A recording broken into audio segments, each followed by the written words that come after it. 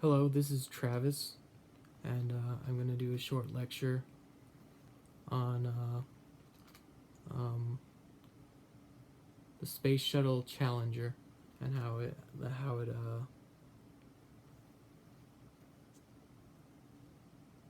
the mission went wrong. Um, so first of all, what could NASA have done differently? Starting, NASA could have definitely tested how the temperature was affecting the rocket more. They needed more data from lower temp days, so they didn't test the rocket enough in lower temperatures. They just assumed that it would run, or the O-rings would withstand the gas pressure even in the coldest record coldest day of launch that had ever happened.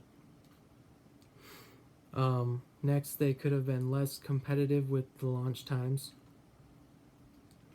They were being really competitive, and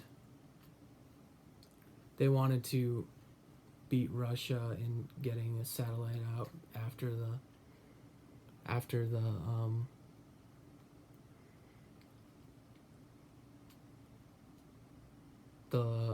Challenger launch.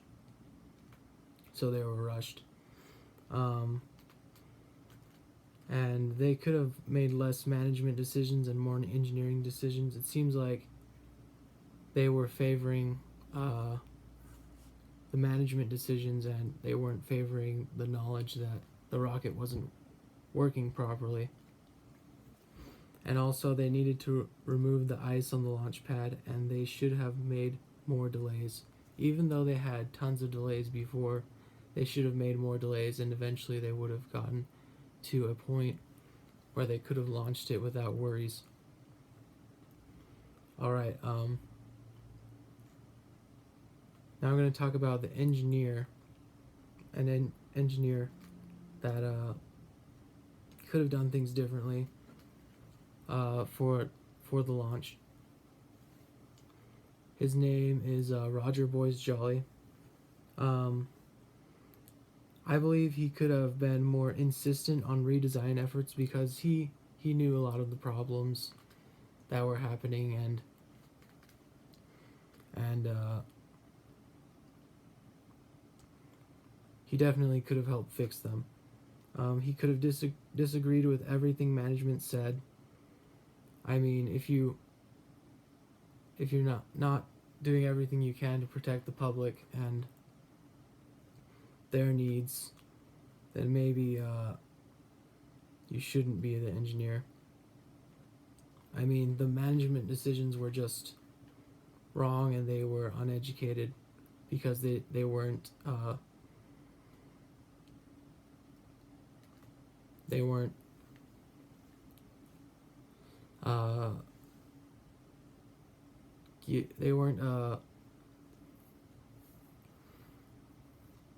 making they weren't looking at the data that the engineers had for the launch. And Boyce Jolly could have asked for more time to talk about the worries about the boosters. He had a lot of worries about the boosters and the setup that they had to keep the rocket together.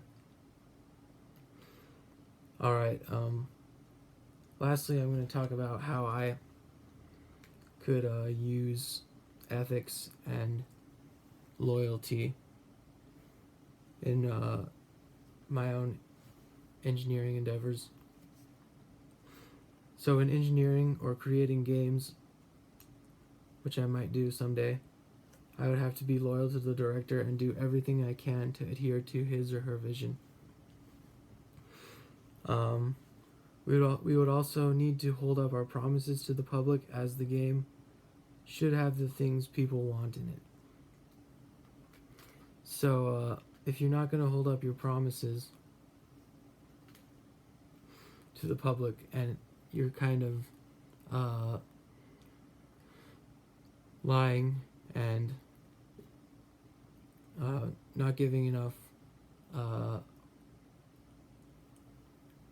basically just not keeping the public's vision or welfare in mind, because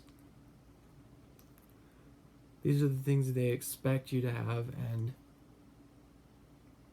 they just